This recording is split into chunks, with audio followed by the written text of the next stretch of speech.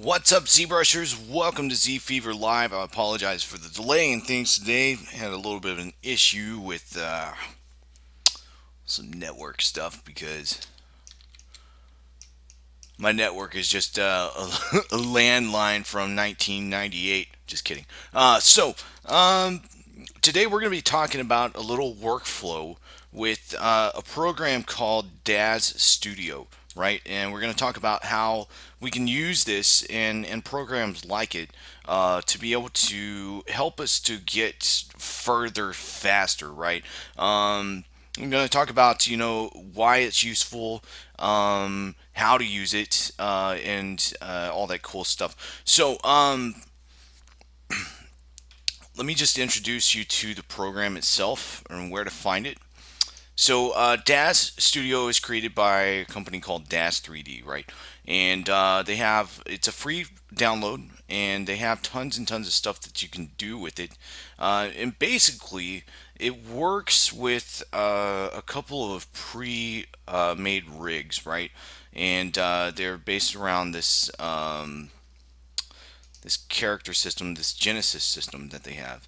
Okay, and they have male and female models that can be modified based around parameters that are inside of the program as is. Okay, and this is great if you're going for something you want to work with something that has it's a base mesh and you want to utilize something simple to use as kind of a catalyst or a jumping off point to create whatever character that you're making. Right now, this is great for things that for a model that's going to be pulled strictly from this base mesh. In some cases, this may not be feasible, right? And the route that we're going to be going today is talking about how to use something like this to create, just a sculpted piece. It may or may not necessarily be something for animation. Maybe you just want to do a figure study or you want to create a still image. It just depends on what you want to do. You could do animation and everything with it, but we're just going to be talking about using this model in conjunction with ZBrush. Now, before I get too far, this is great if you're using it for for something that's realistic. But what if you're working with a stylized character? So if you have a character that you've gone through and you've created, right? And you want to pose it, and maybe you're just not comfortable with the transpose master, or you don't want to go through and do a ton of rigging. A good alternative for you is probably going to be Mixamo, right? Mixamo is it's been around for a few years. It got bought out by Adobe not too long ago.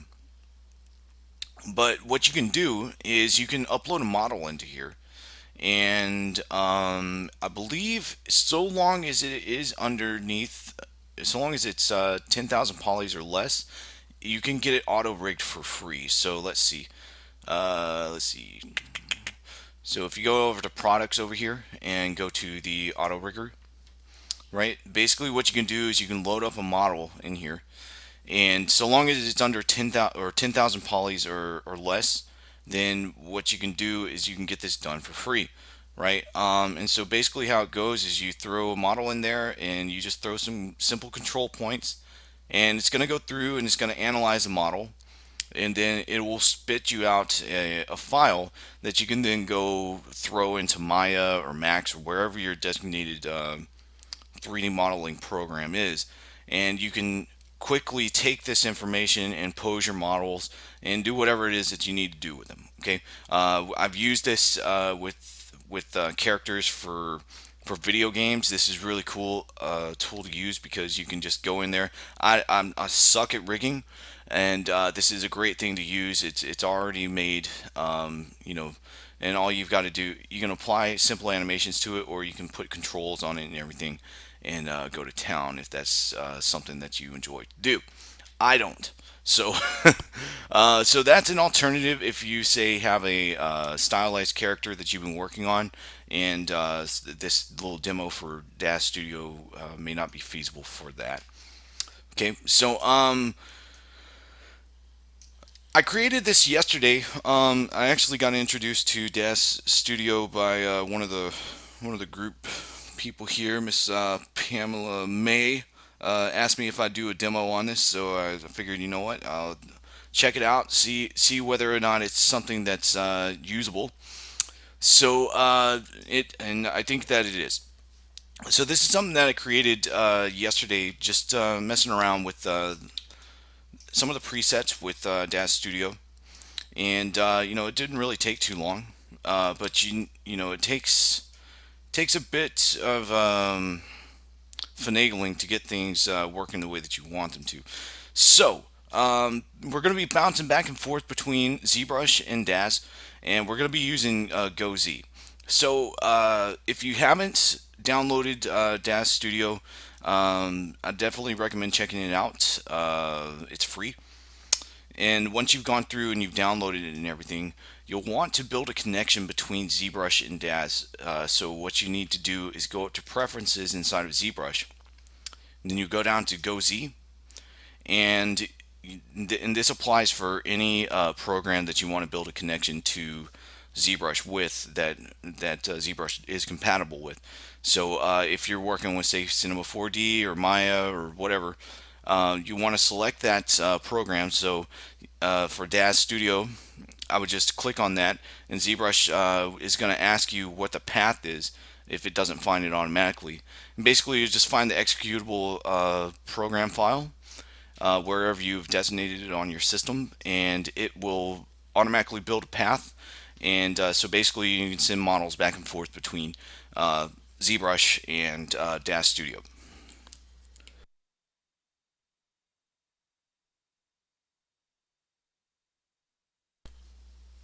Okay, so what we're gonna do is I'm just gonna hop over to DAZ, and we're gonna talk about the how to use it, and how I would go about doing things inside of this program. So whenever you open this up, you're gonna have a blank canvas, and whenever you download DAZ Studio, it's gonna have some basic information. The downloader is going to download a few models for you. There are some free models that you can grab off of their website, and I definitely recommend checking them out. And they're mostly based off of these Genesis models. Okay, so whenever you get in here, you might not see much opened up, but the majority of the stuff that you're going to be focusing on is here in this content library. And this is basically everything that you have downloaded for DAZ, whether it's free or or you've purchased it. It should be in here, right? And so what I'm going to do is you can either double click or just click and drag this model out here. It's going to run through, and here we go. We have a model just sitting in here. Now, if you're used to working in Maya or Max or any other program, you're going to want to try and click and navigate around this thing, and it's not quite intuitive. You can check out the hotkeys to let you know. I figured it out just kind of messing around. If you just want to start navigating, you can definitely click on this gizmo up here. But this working this way is absolutely annoying. So you want to use some hotkeys, right? So if you're navigating around here, if you hold Control and Alt and then left click, then it'll allow you to orbit around the model. If you hold Control and Alt and right click, it'll allow you to pan. And then you can also move in with the middle click. So it's not my favorite navigation, but it's what's available. So so the cool thing about this program, right, is that you have these models that are preloaded, and they're rigged, and so they have an IK rig to them, so you can move this thing around. And the cool thing is that whenever I let go of this, it updates the model based on whatever the parameters are that they have in place. And this is a sub D model, so you can control the subdivisions that are available. Okay, and so there are a few things you can do with this, right? So once this is loaded in here, over here underneath parameters, if you open up actor, right? It's going to have all these little sliders that you can work with. So these are default, right? This is what is it comes with base with the base model. So you can control various things. If you want some super buff, scary woman, you can throw this stuff on there. You can change the size. You can make them you know, look like they've been doing too much CrossFit or something. Um, you can make them super large if you want to. So there are various parameters that you can control, right? And there, once you get down here further, there's other stuff that you can do. Let's see. So if you open this up down here, you have different portions of the body that you can control. So inside of this rig, let me zoom in here real quick. If I hover over this, you'll see that there's some tools, there's some models inside of this mesh. So it actually has teeth, eyes, and the eyes actually have different parts to it. You got your eyelashes and all that other stuff. And this is a fully rigged model. And so these things are going to control various stuff. There are morph targets that are put in here, right? And you can use this. I think that's disgusting, but you can actually use ZBrush to create new morphs, and this is something I'm going to be experimenting with over the next couple of weeks. But let's say I select this head and I want to just create some facial expressions, right? Um, you can do various things. There are pre-loaded morphs, so I can create like an angry face. Um, she's confused. Um, and you can control all sorts of stuff. You can the the naming conventions are pretty much self-explanatory. You can make her smile, do whatever it is. So if you're trying to sculpt something, right, and you want to have a base, I forgot that I made her fat, but you can control all these little parameters, right? And there are various other things. So if I click over here, let's go back up. So I'm going to click away and I'm just going to click on the model. If I go over to the actor and drop this down, I can control the upper and the lower body. So for female, if you want to control the breast size, you can control the breast size. Uh, yeah, it even gets down to nipples. So if that floats your boat, then go for it. So this is all great and wonderful, but why would we use something like this? Okay, so if you're going through and you're trying to create a character, right, and you want to say get at least a jumping off point, you know, and you don't want to have to focus on building so much. Let's say you want to create like a hero character or something, then you can definitely use something like this. So I'm gonna set some things up, get her a little bit toned, and we're gonna take this and we're gonna throw it over into ZBrush, and I'm gonna show you how this is useful. Okay, so I'm just gonna grab this leg and I'm gonna apply a rotation to it. One of the things I don't like about this program is the grabbing these controls is kind of a pain in the butt. So you may want to use these sliders over here just to kind of rotate things around.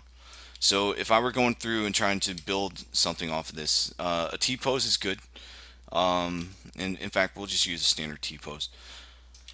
So if I want to take this model and I want it to modify it, right, I can just click on it and I can send it over to ZBrush. Before I do that, I'm going to create a new model. So I'm just going to grab this cylinder and I'm going to make it a polymesh 3D. And then head back over to DAZ, and I'm just going to click on this model, and I'm going to go over to File and Send to ZBrush. And it's going to ask me what do I want to do with this? Do I want to set it at the current resolution? If I have any deformations, do I want to use those? And I'm just going to leave it at the default, so I'm just going to go Accept, and it's going to send this over to ZBrush just like that. And this is no different if you're working in Maya or any other program. So if you have a rig that's designed for Maya, you can use the same sort of process, right? So I'm going to switch this material, and we're going to work on this a little bit. I'm just going to make some changes, right? So let's say I want to use this model in DAZ. I can come over to ZBrush and just make some changes. Now, I don't want to change the topology, okay? And the reason why is because uh, this model inside of DAZ, it's got UVs applied to it, which is how it calculates some of the surface changes. And if you're going through and applying morphs, DAZ is going to be looking for the same verts. So if you change that, then it's going to cause a problem. Another thing that you want to avoid is changing this naming convention on the subtool. It needs to be the same name, otherwise GoZ is going to have problems. Okay, so I'm just going to go through and I'm going to make some changes. Let's say I like a certain style of character. Let's say I wanted to. Let me bring this back. Oh no.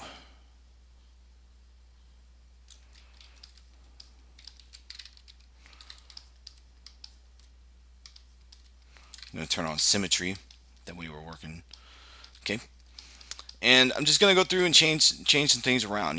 I may not like the way that this is set up natively, and I can just make some changes to the model, and we'll see them replicated over in DAZ here in a moment.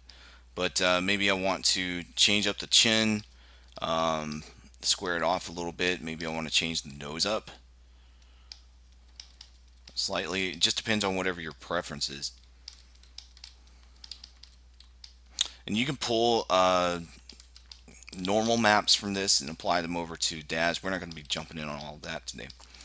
But this is, just basic changes, right? Just shape changes. Add more volume to the lips if you want to. Just depends on whatever it is that you're trying to go for the character. So if I were going for something that's a little more stylized, right? Like say a J. Scott Campbell sort of style, I might want to add some volume to the hips. Let me drop this smooth down a little bit.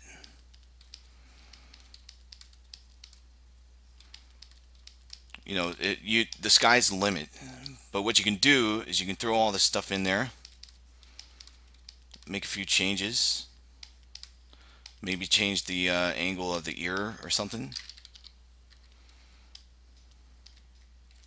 So let's mask this off.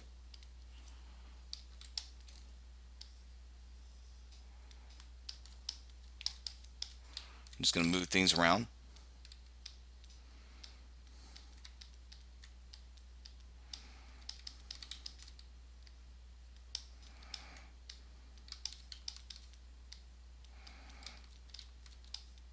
Now, this is not a replacement for understanding anatomy. You need to understand this because if you make any changes, then they need to make sense, right? Unless you're going for something stylized that is purposely not supposed to make sense, then, whatever.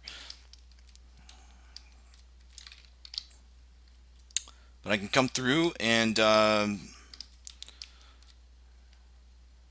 make any number of changes I feel are necessary to the character, whatever that may be, right? And notice I'm not going to be making too many changes to the overall shape, but I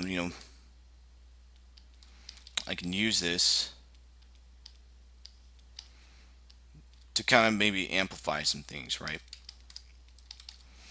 So I'm going to do that, and then I'm also going to make some clothing. Okay, so I'm going to hop over to another tool here. I'm going to make this a Polymesh 3D, and I'm going to append the same model, right? And I'm just going to delete this. And let's see. I'm going to build like a little jumpsuit from this character. Okay, so let's see. I'm just going to get rid of some things real quick. I'm going to use my slice curve because I'm really not too concerned with topology for this. So I'm going to cut through that.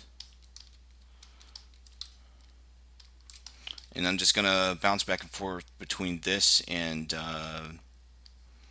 my modify topology drop down under the geometry. And I'm just going to delete hidden, right? So I'm going to delete that. Then I'm also going to make a slice here.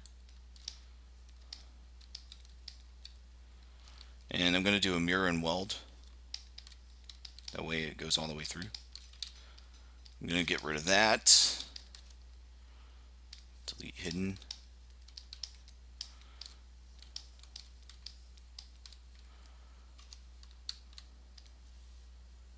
Use my selection lasso.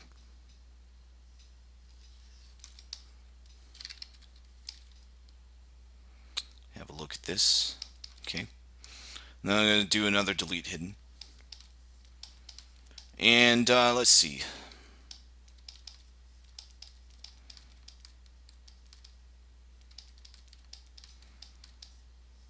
That looks fine. So what I'm going to do here is I'm just going to run this through the Z remesher. I'm going to keep the poly count the same, and got symmetry on. That's good. So real quick, Z remesh. It's going to give me a little bit better topology to work with. Okay. And let's see, what else can we do? Let's say I want to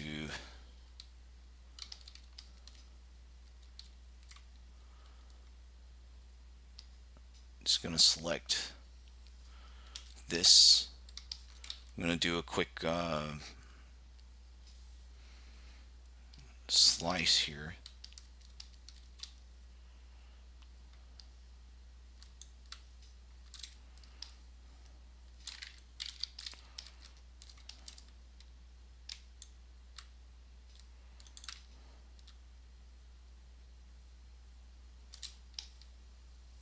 So maybe I want to make some shoulder pauldrons, something. And I'm not looking for perfect topology here, but I just want to make some sort of article of clothing. So I'm going to do a mirror and weld. And then I'm just going to use my Z modeler to do a quick extrusion.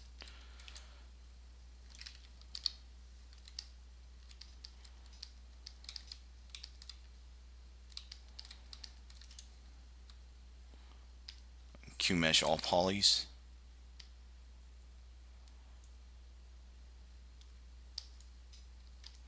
Okay, that didn't work out.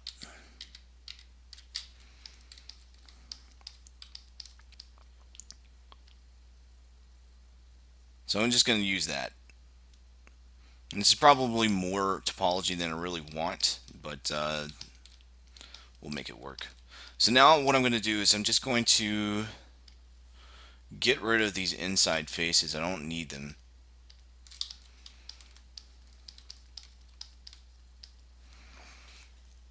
This is going to be the fanciest suit ever. So I'm going to do delete hidden. And I'm going to save this, okay? So I'm just going to hop back over to this mesh here, right?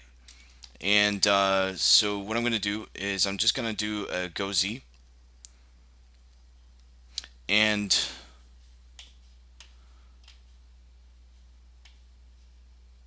it looks like it deleted the connection. So the problem with this thing that I've run into multiple times is that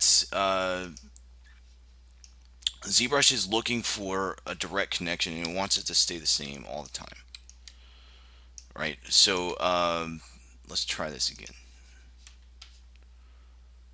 So I'm just going to do send to ZBrush, accept. There we go.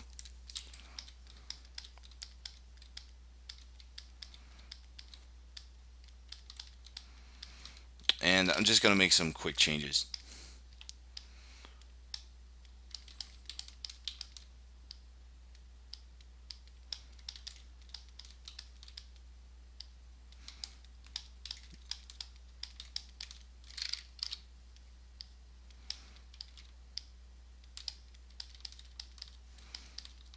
And let's say that's what we want to do. Okay. So what's going to happen now is I'm just going to do a go Z, and ZBrush is going to come through and it's going to give me this this dialog menu, um, and it's going to say, do you want to create a morph or do you just want to update the base mesh? In this case, I'm just going to update the base mesh, and I'm going to say accept, and you're going to see that everything changes, right? Now the cool thing with this is that now everything, all the assignments are still the same, so I can go through and change up the face, right?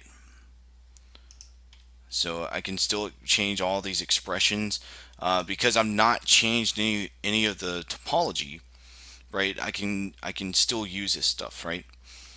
So what if I want to use this clothing, right?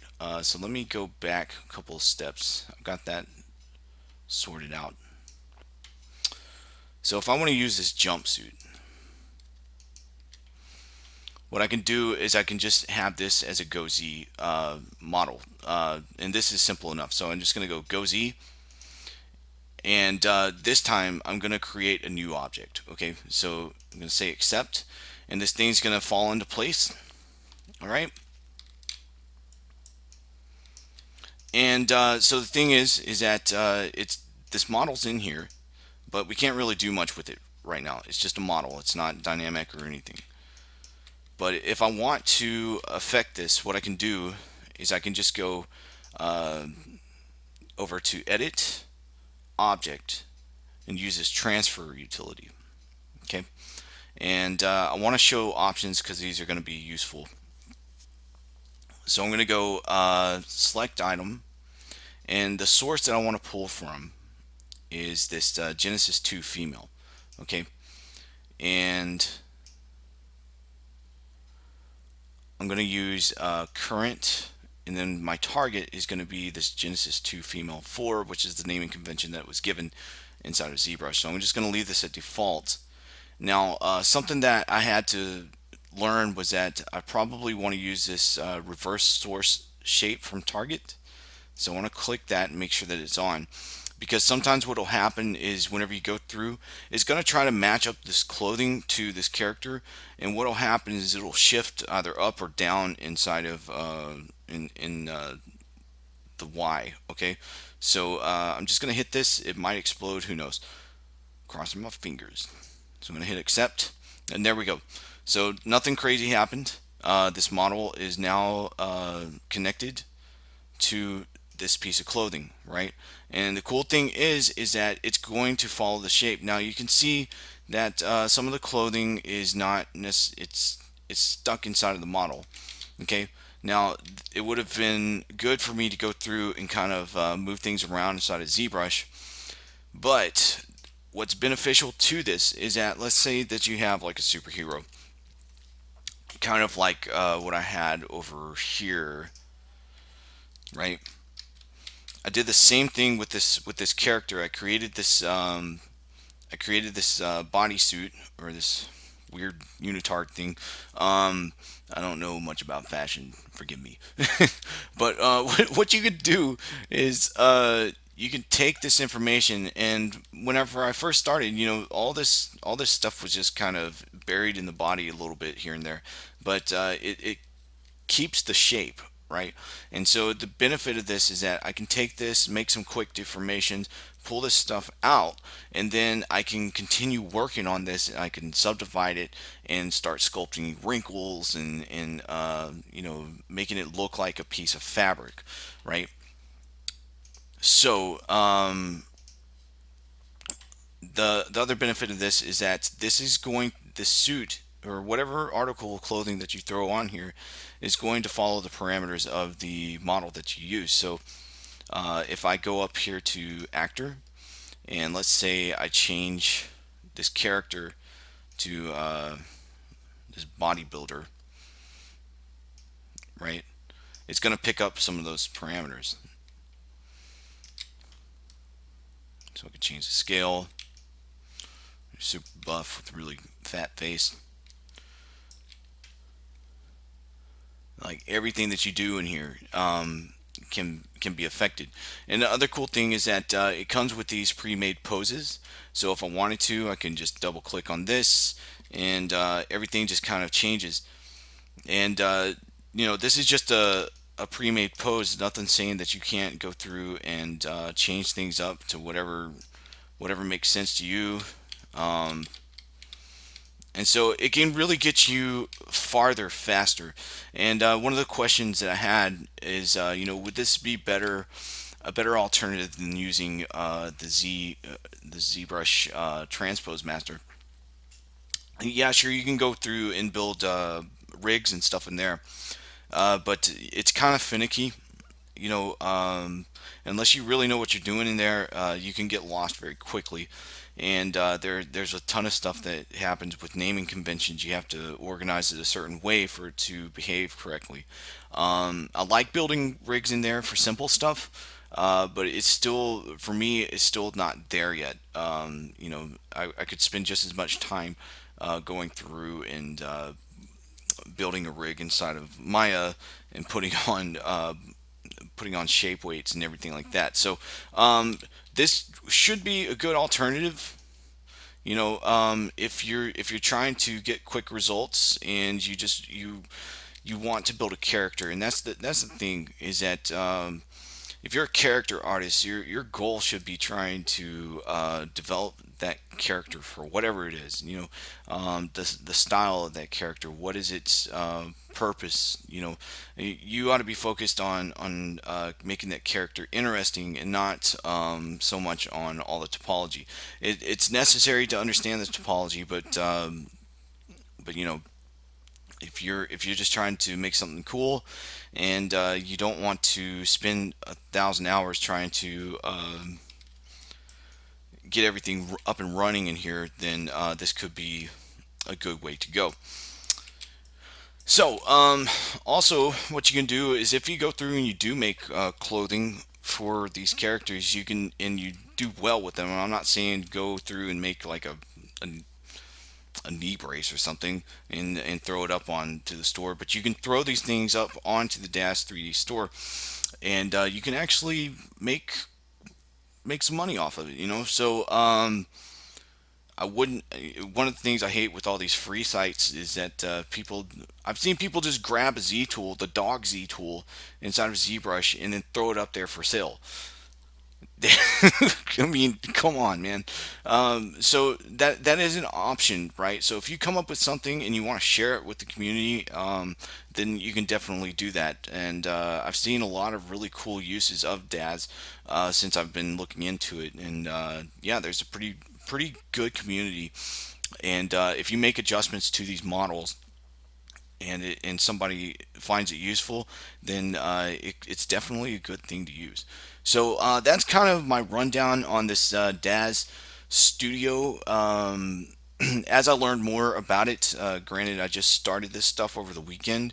So as I learn more about it, I'm going to be throwing more information out there. But if you really just want to get in there and make characters and and all that stuff, I would highly recommend this workflow. If you have further questions about it, definitely hit me up. At this point, what I'm going to do is I'm going to transition over into a demo of Nanomesh. And so I'm going to step out of here for about 10 minutes, and then I'll be right back. So if that's something that's interesting to you, um, definitely check it out. And yeah, there was a question about can I enable my cursor. Yeah, I'll do that while I'm awake. Okay, I'll be right back, guys.